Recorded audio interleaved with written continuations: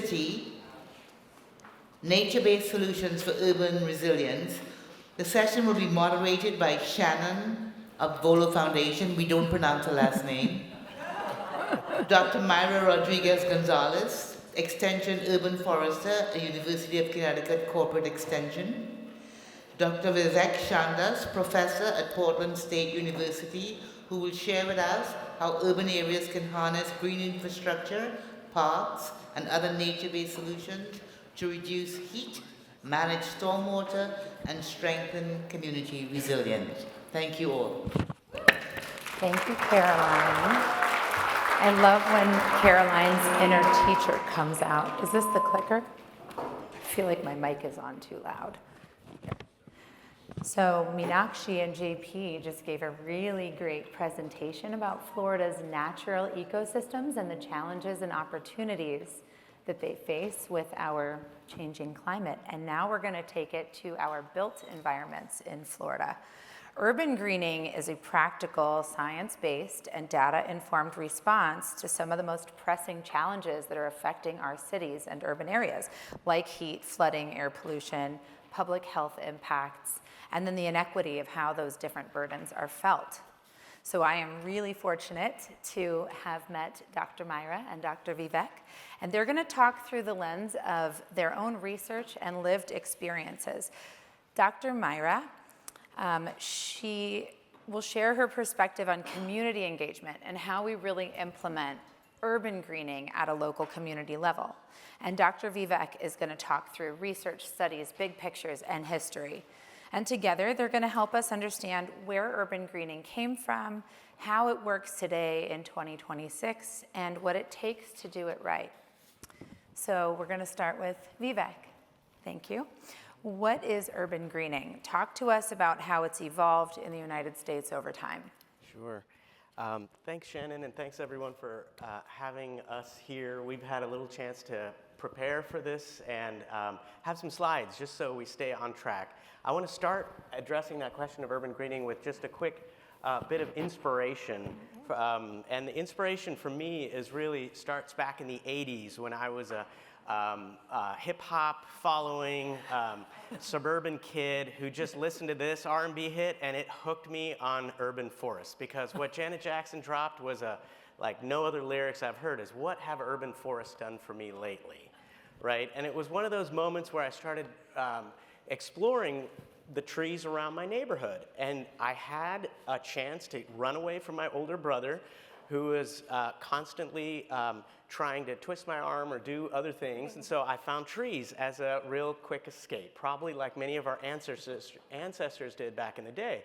And for those of you who were born after 1980, maybe Taylor Swift's Willow, or maybe Seven by Taylor Swift, or if you were born after 2010, maybe Childish Gambino's It Feels Like Summer.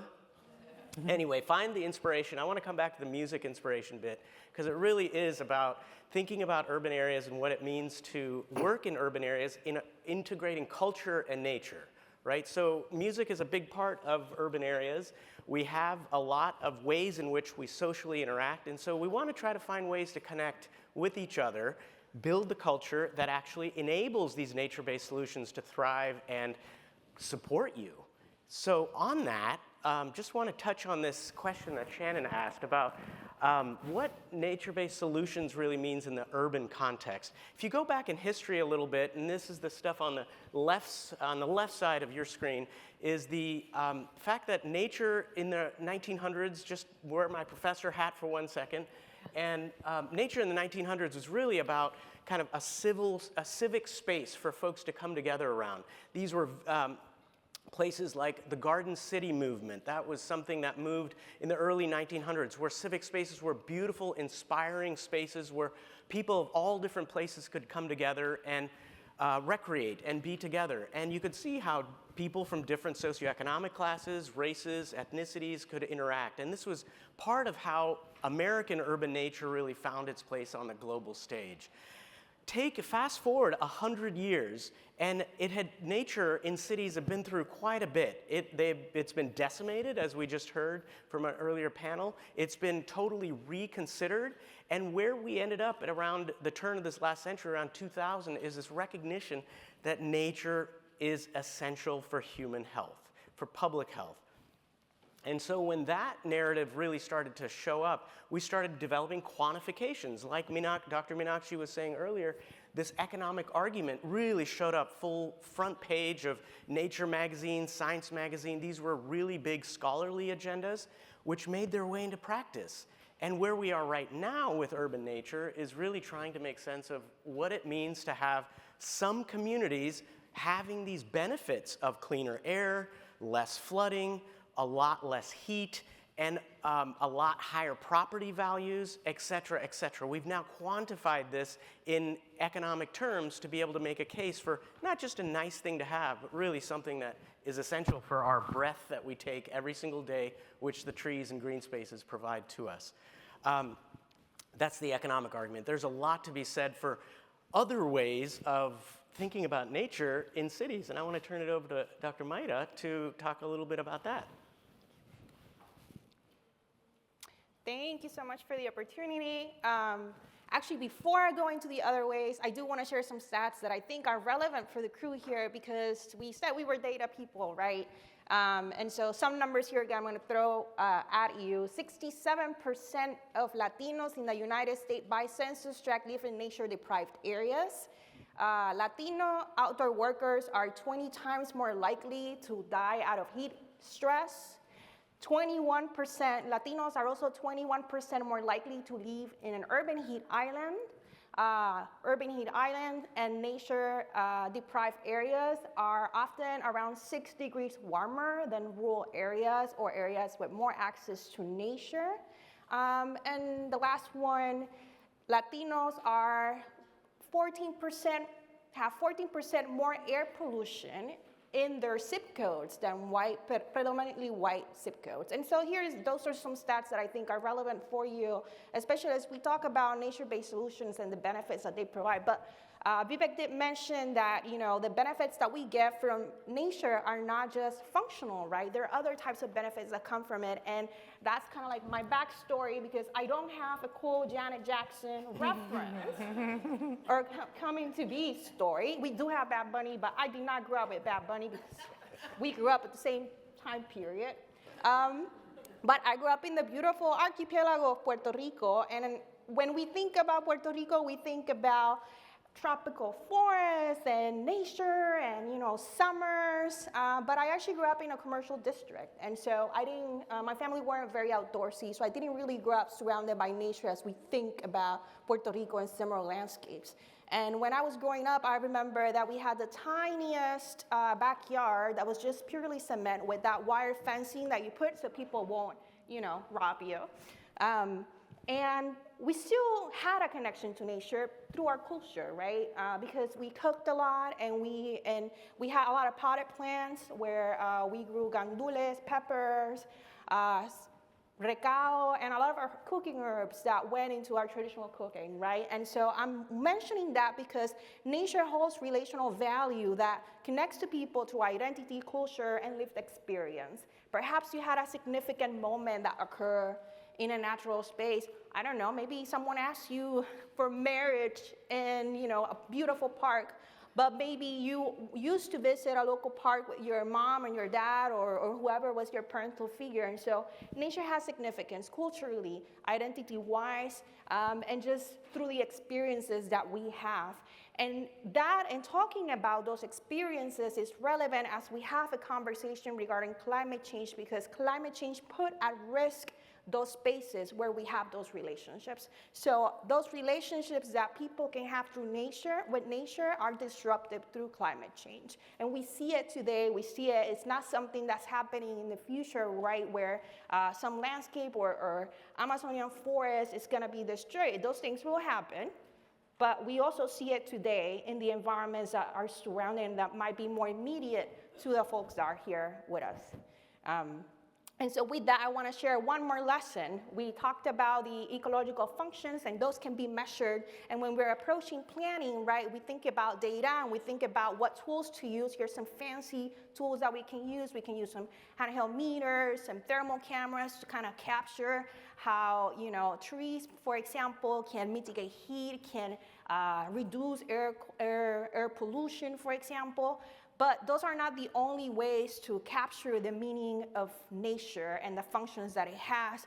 Communities live nature on the daily. They experience it, which means that they understand the data through the experiences they have. If you go to a neighborhood that is nature deprived, they'll be able to tell you where the local park is, what maintenance issue it has. They'll be able to tell you that they prefer X street to cross when going on their way to school or to work because there's more shade, for example. They'll be able to tell you at what time air quality becomes poorer because of more constant transportation and cars coming back. People will be able to tell you where flooding happens, right? Because we can understand nature and the functions that it have not only through data, but through lived experience. And oftentimes, excluding those perspectives of community lives a lot of untold aspects of nature that data alone cannot capture. Yeah, let's keep this going. You got me still? You got a little bit more. Oh my goodness. My bad. Well, and I guess I go back to my point on planning. I wanted to show some pictures here, not because this data is relevant to you guys, but because we did some case studies where we kind of engaged communities in prioritizing or ranking what benefits they prefer. And so in a way, that means that communities are not homogeneous, and that's common sense, but I think that when we're approaching planning and as scientists, we kind of start generalizing a lot, and so we forget that people value nature in different ways. And the term plural is actually a scientific term used in this context where we talk about the many different ways in which people value nature. And sometimes that valuation is not positive. Sometimes it's a negative relationship with nature because sometimes, perhaps you had a negative experience in a park. Perhaps you're annoyed by the allergens or by pests. Maybe you're annoyed by those tree branches that fell down after a storm. And so that's still important to capture because it grounds how we approach planning. It allows us to know that there's trust that needs to be built before we approach proposing nature-based solutions. Great. Survey work, understanding what's happening in and around the urban environment is really key. So we can think about the lived experience of one place, and what we're trying to do is broaden this a little bit. And so I want to make sure I'm checking in with you with questions or anything else that's coming up before we jump into this. Are we doing okay? Yeah, I think we're going to go through this data and then we're going to turn it and make it real. We'll talk about some of the case studies, how it works at the community level, and some of the ways that you've seen this actually work. Great. So this scene here, this is as Thais and David were saying earlier, the idea of data-informed, and I think Caroline was really emphasizing this, the idea of data-informed approaches that connect with the lived experience is really an incredibly powerful combination I've found. I've been working in data and cities for a very long time, and one of the things I did for the first 15 years of my career was throw data at policymakers, throw data at community groups, and they would just sit here and say, cool. Oh, interesting. Oh, mm-hmm. Some of us might be feeling like that right now. So then you get into this point where you're actually starting to do, as Mayra's getting into, is talking to the communities. It's like, what's happening right here, right now with this community? And then you start finding out a lot of things about where the flooding's going, what's happening. And where we landed with this work and how I took this turn from hardcore data analytics to community-centered approaches to a data-informed agenda was when we started doing this little exercise. And by this little exercise, it was really little. We started working with community groups and giving them tiny little thermometers. These are just like, as a kid, people can understand temperature really easily. And this was back about 15 years ago. We put these thermometers on cars, on bikes, and we would go out and collect hundreds of thousands of measurements. And as a result, we can use some fancy data analytic work to be able to then create these maps of an entire metro area or even a neighborhood, and we can start to get a sense for where the hottest areas are, where the coolest areas are. And so many of you may have seen this. We've done this, I think only 4 areas in Florida, Miami, Fort Lauderdale, West Palm Beach, and Jacksonville. We just did this in Florida. We've done this now over 150 places around the country, around the world, in fact. And one of the things that this has completely surprised me with is the fact that people look at the map. Like I had a student who was looking at this map and in Richmond, Virginia, back in 2018, and he looked at it and he's like, wait, you're telling me my neighborhood's 20 degrees hotter than my friend's neighborhood? Wait a minute, no wonder I've been hanging out at his house every summer, because it's just like, and then he dropped the biggest question of all. Why is my neighborhood 20 degrees hotter than his neighborhood? And that's when it was like, boom. We realized that there was a lot of planning, a lot of history that starts to play out when you look at these maps. And that's when you immediately start seeing, wow, the morning, afternoon, evening temperatures, as you see here, tie into the lived experience of people, and they start bringing their own stories and their own narrative of lived spaces and how that space was created, what agency they have in creating that space. And so this is one kind of present day understanding. When you take this a little bit further, I'm only going to show you one graph, I promise. I know. It's still early, though. You're probably still caffeinated. You're probably still good to go. I already gave them graphs, don't worry. Okay, good. Yeah. This is the last graph I'm going to show you. I don't think you have any more. But on this side, these graphs basically show neighborhoods in 33 different cities across the country. These are the coolest air temperature neighborhoods in these cities. So think about a city, think about all the neighborhoods. There's some neighborhoods that are about 15, 20 degrees cooler. We looked at all those and we looked, where's nature in those neighborhoods and what's happening with nature over the last 10 years. And the blue in these graphs, just blur your eyes. You don't really need to know too much of that details. This came out in a paper in Nature this year. And you look at this on the blue and you see that's where nature is being lost in these cities, right? And what we're seeing here is the orange is the nature gain and the gray is no change. So when you look at this, you're like, oh, wow, 33 cities, there's nature being lost in these cool neighborhoods. Though when you juxtapose this with the hottest neighborhoods, right, these are the hottest neighborhoods in these same 33 cities, we see that the blue has increased a lot, right? And when I looked at this, I couldn't unsee it because it was basically suggesting to me that there's salt on the wound here, where you're basically getting the hottest neighborhoods and cities losing the thing that cools the neighborhoods the most. These green spaces, tree canopy, parks, etc. Those are being lost in the hottest neighborhoods. Not a lot of growth. It's kind of a consistent pattern. The only city that I've seen across the country that's kicked this is Washington, D.C., the bottom of this on the right side of the graph, the bottom. Washington, D.C. has, Casey Foundation has some planning rules that create easements. I don't have time to get into all that, but it was the one place that actually systemically saw a rapid growth in nature. And when I put this in front of the urban forester at D.C., he's like, that's 20 years of my career. Thank you for doing this work. I was like, yay, it made a difference. Yes, he can take this around. So anyway, when someone reads your work, when you publish, when someone reads your work, you're like, oh, thank goodness. With that, I want to ask a question. Yeah. So what I see really clearly here is that if we want cooler cities, we need more greenery. Can you talk a minute about some of the other threats? Flooding is huge in Florida. A lot of our neighborhoods, when we get those big rains, the water comes up so high, and so it's like almost dangerous to drive your car to get where you need to go. And so how does urban greenery combat something like that? Yeah, it's pretty remarkable when we see neighborhoods. We actually did a study, we published it about 5 years ago, where we looked at heat and flooding. And it was one of those moments where you're realizing, wow, these two work together. In fact, when you have neighborhoods that are green, the trees, they do two things. In the heat, we can talk about shade and transpiration, et cetera. But in the rainy days, and you get a lot of summertime rains, you get some big rains that come through Florida, what essentially these trees and green spaces do is they capture the droplets of water falling, right? There's an actual, almost like a catchment, if you will, of the canopy of the tree.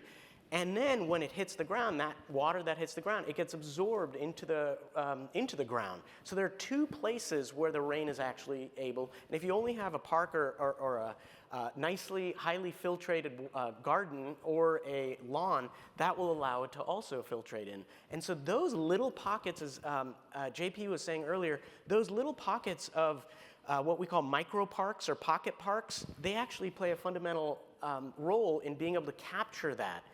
In addition to that direct rainfall, it's also stopping and intercepting the overland flow of water, so it actually stops it, allows it to infiltrate down. So these rain gardens and these other, like, what we call essentially disruptive spaces where the water is disrupted or diverted into a space that can immediately reduce flooding. And we are finding those not only through the lived experience of what people were experiencing once rain gardens and green spaces were put into neighborhoods. We have 20 years of data now on this, so we can actually say that pretty unequivocally. And then we also see it in terms of how during summer it has those other effects of cooling as well. So it's a twofer that you get when you're really talking about urban nature. That makes sense. And for new communities and new master planned communities, it makes sense to chase them with this education and this data so that they can build consciously from the beginning. What about all of the communities that were built in the 80s and 90s and previously? What are some suggestions? What's working in the communities now, and how do you address built communities that are already very pavement oriented? Well, I think we can start with, perhaps should have mentioned this, right? That nature-based solutions and urban forests are not just trees, right? There's a plethora of options, from like rain gardens to pollinator corridors to our parks, obviously. And so in cases like this, I think that question has two components to the answer. One, how do we engage communities in the planning of this? And they're starting with just going back to the lived experience and being able to connect to the issues that they're having, especially when it's communities where maybe they're, fresher community members, people who may have migrated from other areas, connecting that to the issues or realities that they have from their home landscapes, for example. So some work that we've done in Hartford, we have a huge immigrant community and migrant community, and a lot of the work that we do is first starting by connecting through stories relating to climate change and climate vulnerability from our own home countries or home nations. So some people will share that they left Puerto Rico due to Hurricane Maria. Some people will share that they lost their home in Peru due to a landslide. And that kind of establishes like a baseline. And then from there, trying to connect the community to the local reality that's happening there, just because it really, in a way, when you're dealing with all these competing priorities, when you have home insecurity, when you have work insecurity, food insecurity, like planting trees and greening a city is not your main goal, right? But being able to tie it to this collective experience really helps. So that's the kind of like the engagement part. And then from the greening side, I think diversifying the way in which you approach your greening. In forestry, we have this term that's called structural diversity, and we talk about a forest and arrangement in a forest from the tall trees and the big kind of crown to kind of like the shrubs in the middle, and then to a layer kind of like grasses, right? And so I like to envision an urban forest in a way of this complex composition of things, right? Of rain gardens, pollinator corridors, green walls, green roofs, with tall trees, tall mature trees, but of different species kind. And so having this diversity of greening, I think it's what helps. In a case where there's not much space to plant a tree, those other solutions, I think, work out because there's still space that can be converted or retrofitted for like a rain garden or for a pollinator corridor, and you can incorporate a lot of other types of greening that can occur on small scale within those restrictions. Great. Let's look at some data-informed successful examples of urban greening from both of your perspectives. I think you may even have some slides that touch on those. Yeah, the slides help keep my meandering mind in check. So I wanted just get so curious, and I have to ask the questions. Yeah, this is actually more complicated than rocket science. It may seem simple, but when you're talking to people, it gets complicated real quick, as many of you know. So part of what I've kind of like stepped back from this and said, what would be a recipe book for doing this work? So, you know, with you, Shannon, in our conversations in prep for this, I was like, okay, what would be a recipe book? And the idea of canopy action is what I've referred to this as. It can be multi-layered structural. The idea is really moving towards a goal that I think we're talking about, which is supporting the generation of relevant knowledge, so that's lived experience, some data-informed approaches, for accelerating these very diverse multi-stakeholder groups that come together around urban greening. So that's really what we're trying to surface here. What's the knowledge that allowed this work to accelerate?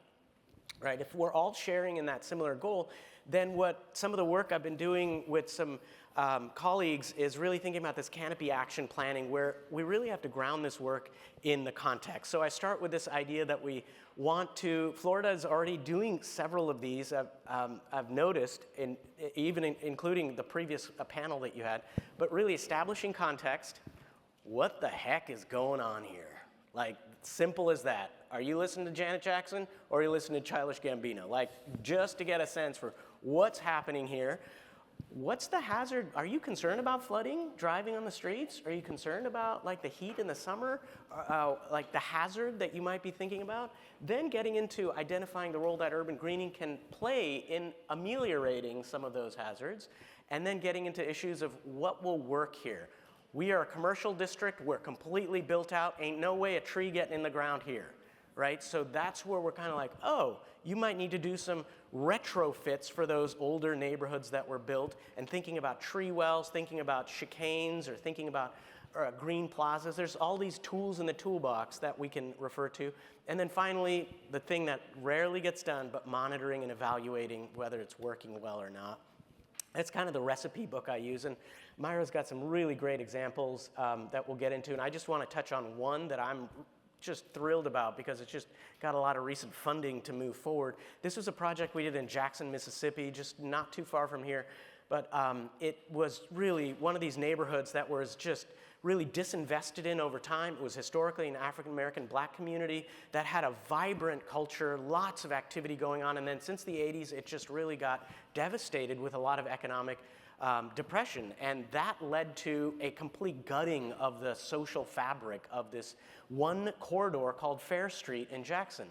And what we were able to do was actually get some funding from Robert Wood Johnson, work with a local group called 2C Mississippi, clever name, Jackson State University, National League of Cities, and we were able to assemble essentially a team to do all these design charrettes. We were getting people together, and two churches who kind of bookend this street came together to talk about what it means to live in that space, what would happen, and they surfaced the idea of greening. So then we started doing some visioning of what would Fair Street look like in 2040? What would it look like in 2050?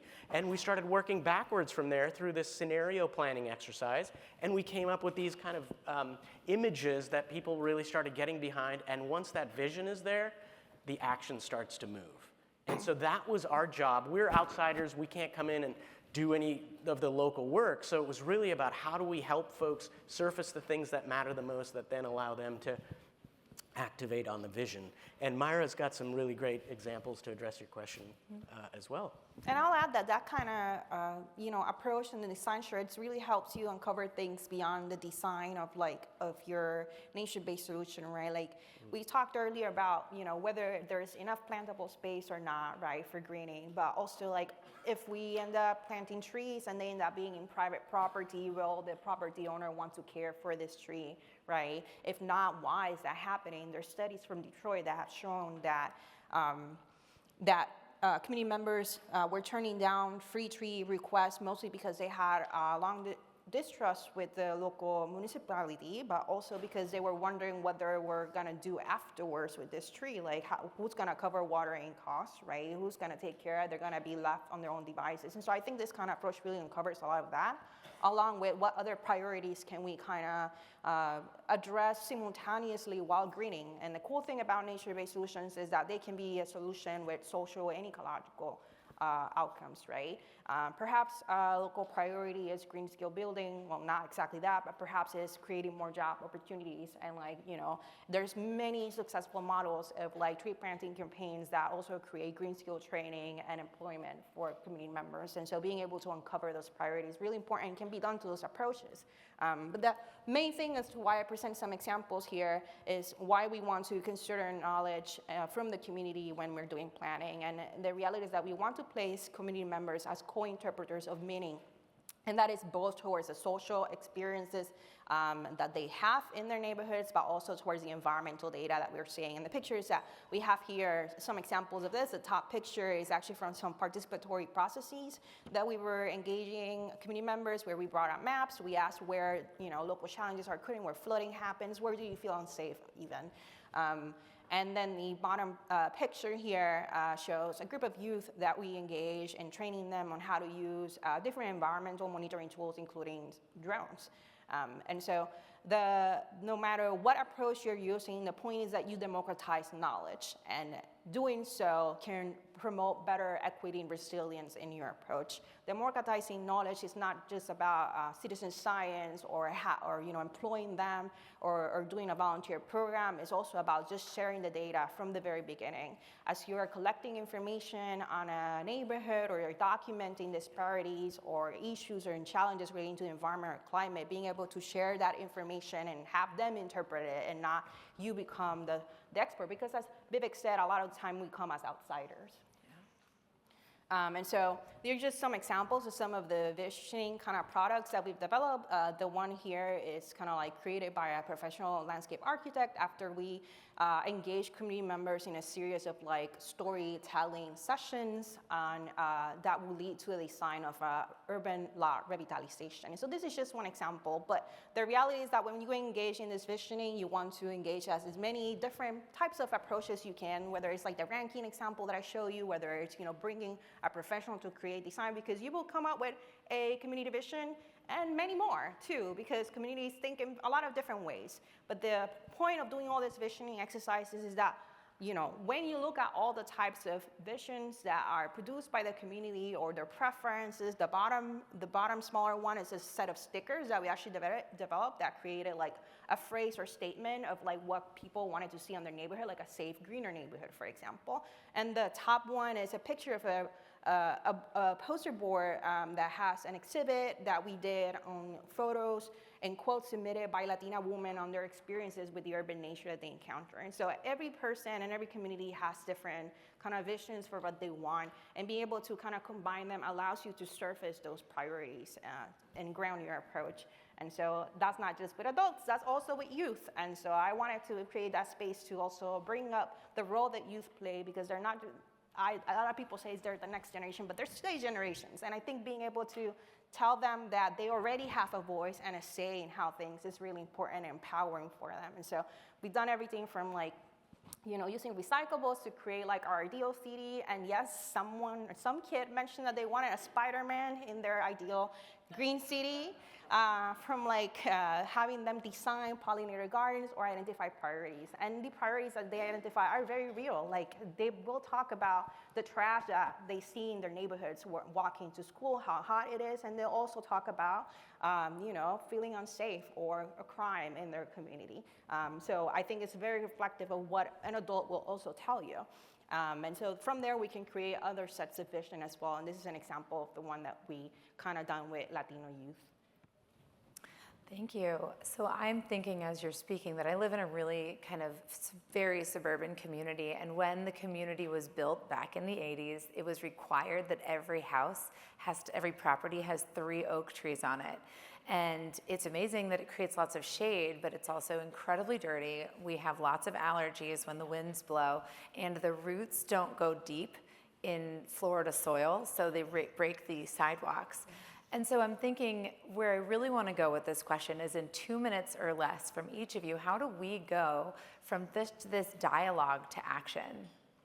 I think that to go from dialogue to action, it depends on who the recommendation is for, right? From practitioners and municipalities is what we've talked throughout this talk of engaging communities and really approaching planning in a different way that centers lived experience of community members. And from the community perspective, the most common one will be go vote.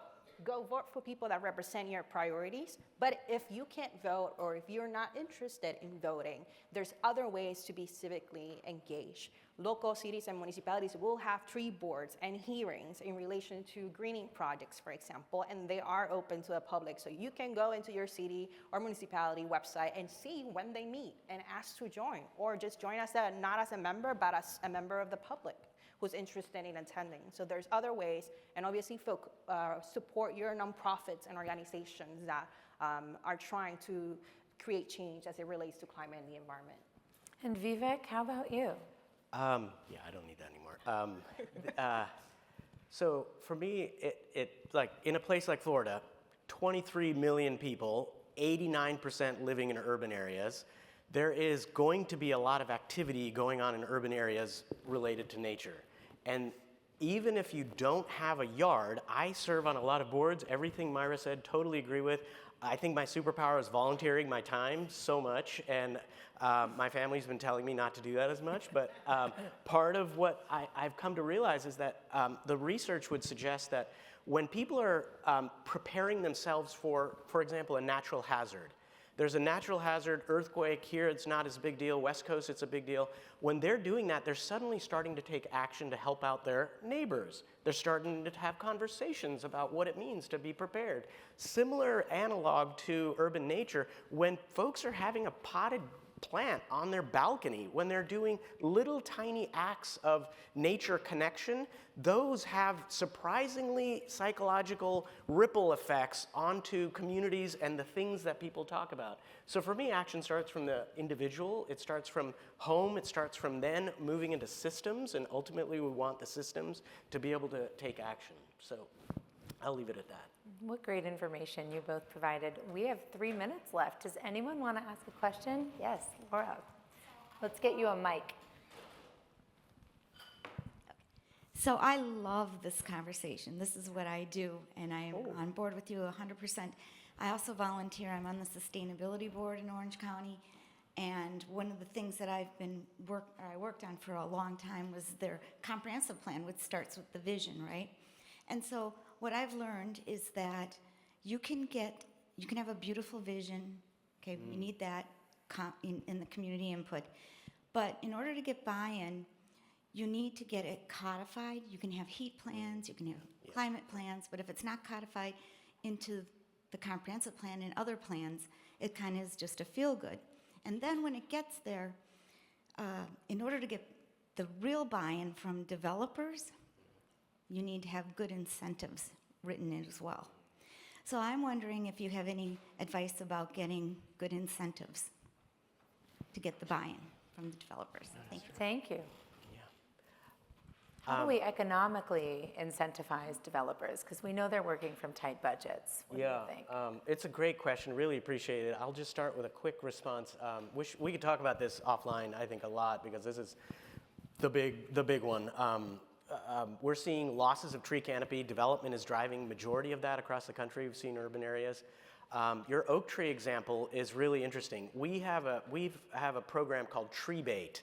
It's a program that allows for the retention of trees on a property when you're doing anything, whether it's developing it or otherwise, and that tree bait takes a portion off of your sewer fees for the resident. And so developers have started using that as a way to kind of say, hey, not only is your energy costs going to be lower, but your stormwater costs are going to be lower, and your water fees are going to be lower as well. So this tree bait program we've now studied it. It's been in effect for, again, about 15 years, and it's been remarkably effective not only for new developments, but for older ones.